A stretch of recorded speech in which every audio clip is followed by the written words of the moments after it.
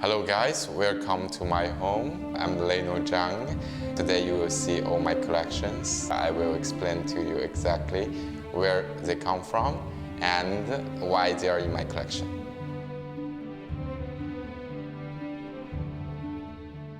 I discovered African art since I was a child. I visited museum in Paris. My family, they are mainly collecting contemporary art or the antique Chinese art. But to be honest, I'm not a big fan of them. But when I saw the African art and also oceanic art in the museum in Paris, I feel like, okay, one day for sure I will collect it, okay?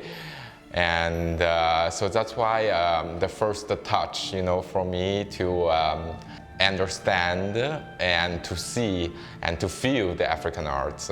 And for sure, after I start to work and financially I can afford it, and I start to really collect African arts since 4 or 5 years ago.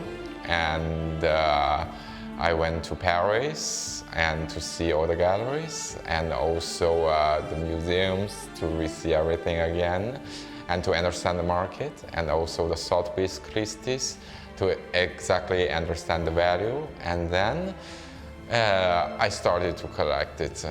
What you see how you look in the mirror, but you see exactly who you are in art. So art is something really inspire everyone, for their lives. Because I feel myself, I see myself in African art. So this is a vital reason, for me to start to collect, because I feel this kind of art, I cannot live without them. I see who I am in this Yunbei mask, in all the pieces I selected and I collected.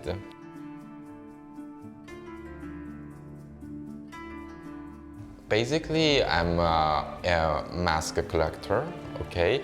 I'm more attracted to the masks. I think the mask is the base, for the Africa, and it has been done with a reason, and it has been used for a really vital reason for it, yes.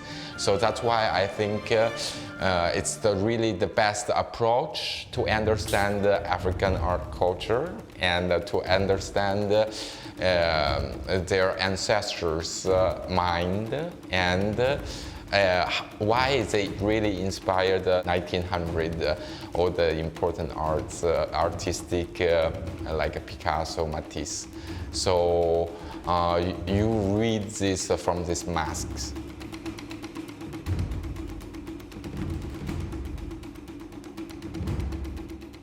From my point of view, I like all of my pieces, but the most also for me more attractive pieces, which is like there is a soul connection. It could be this mask I selected here on the column. It's a Yunbei mask, and apparently this mask was published in so many books and also in the auctions before. And apparently, it's the masterpiece from the Yunbei group, and could be the best also.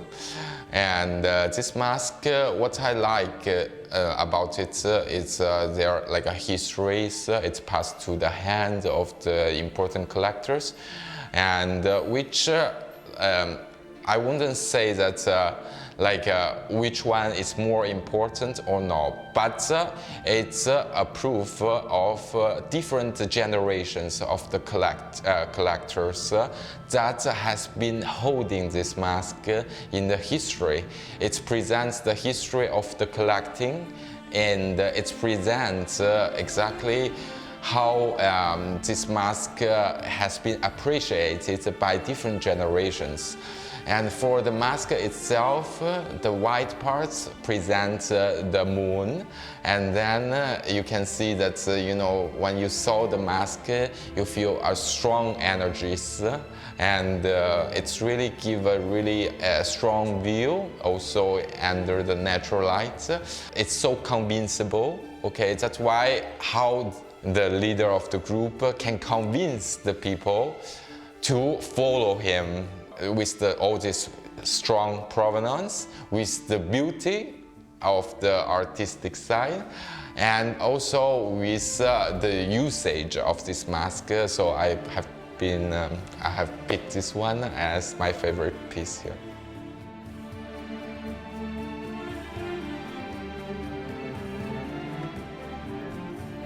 As what you see of my housework, I'm a person which is like so minimalism, okay? All the furnitures here I picked from like antique English style. So basically, what we see here, it's like the wood are completely dark, and so it will not grab your eyes to concentrate on the furnitures, but more on the art itself.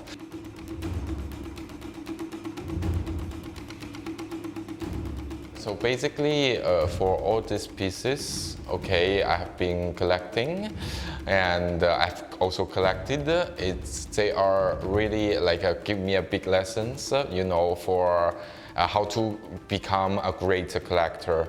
Because apparently, to read okay enough book, to do enough the research can completely wider your horizon, you know, in collecting. So you know what are the most beautiful pieces in each group, what are the masterpieces, how they look like, and exactly how it's distinguish itself with the other pieces, you know, from the same group. There must be a really big quality control with all the pieces you collect. If the pieces you selected are the equal quality or even better quality compared with it in the museum, or what you have seen through so many books, all the pieces, and then it's the right, let's say, move. It's the right way, you know, to approach it.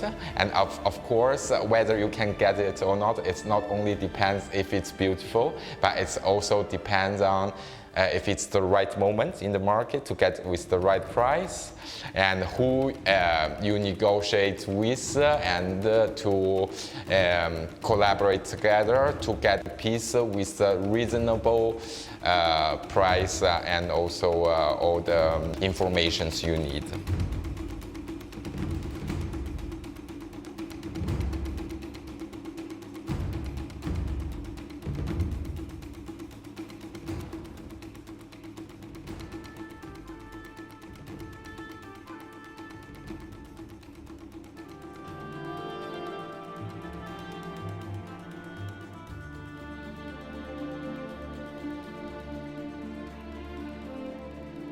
For the masterpiece, apparently, as what I explained before, and the antiqueness is necessary, because now we are talking about the classic African art. And with the antiqueness, you should also focus on the pieces which are more, let's say, has been done well by the artist. So the inspirations, when you see the mask, it has to be firstly well done, okay? Because now we are talking about not only the artist, but also the cover. The cover has to be enough skilled to make the mask which is not copyable, which the eyes, how they make the mask has to be done, which is not copyable, because you know the art shouldn't be easily copied. Okay, if it can be easily copied, then it's not, we are talking about unique piece or one piece only that can be appreciated. The spirit must speak to you and to give you the idea exactly what was happening there. Okay, so if a masterpiece, it's only well carved, but cannot convey or give this really strong illusion or strong energies that make you feel how it was used, how it was presented, and then it's pointless. Because African arts and with all the other tribal arts are the arts in use. Because we are not talking about the Picasso, okay, the Quadro, the paintings are beautiful because it's for the pleasure of people. But African arts is the art that they were using necessarily to convince the people. So in this case, I feel if you can really feel that soul and the spirit speaking to you, and then for you, it could be the masterpiece.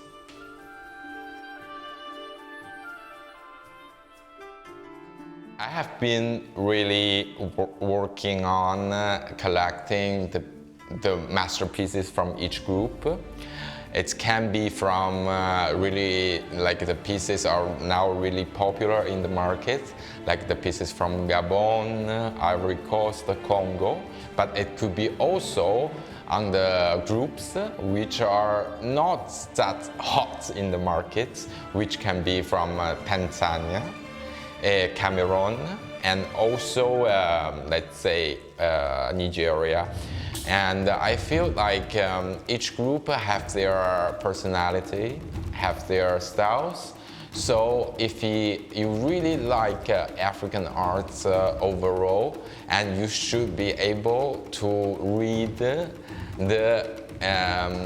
beauty of each group and do your own collection well. For me, I really appreciate the different kinds of beauties of African art, especially it could be like a bété, which sometimes are really a bit aggressive, but could be ballet, and which is really softness and kindness.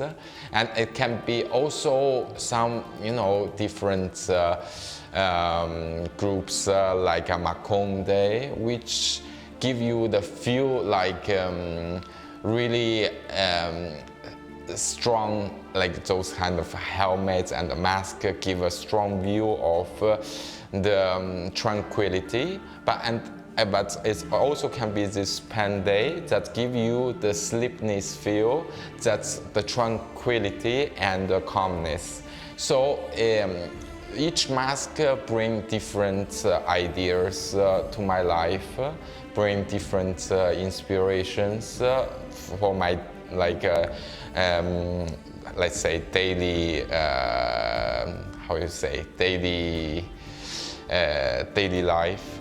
And I think there is no limitation for me to collect and another many kind of work if it's really a masterpiece with the beauty.